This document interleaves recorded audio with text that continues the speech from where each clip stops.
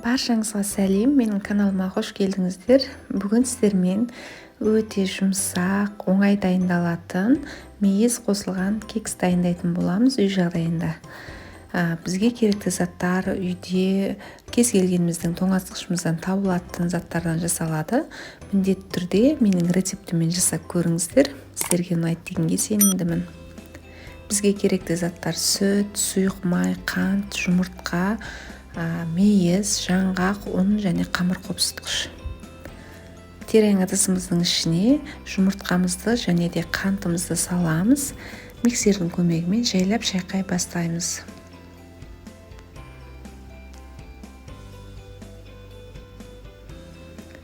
Бізде масса 2 есе көтеріледі.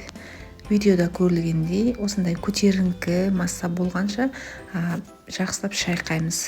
Кейіннен үстіне сұйық май және де алдын ала өлшеніп қойған сүтімізді құямыз, тағы да миксерлейміз. Келесі кезекте ұн және де қамыр қопсытқышымызды саламыз.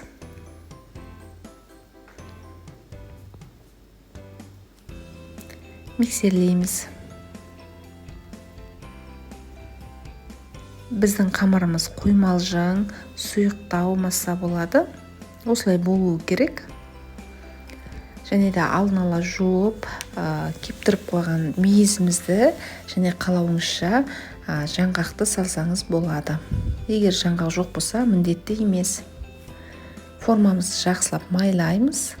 Майланған формаға жаңағы қамырымызды құямыз. Духовканы алдын ала 180 градуста қыздырып қоямыз.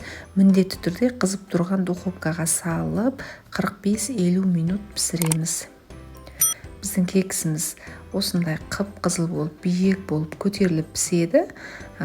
Форма менікіндей болуы шарт емес, өзіңіздің үйде бар кез келген формаға жасасаңыздар болады.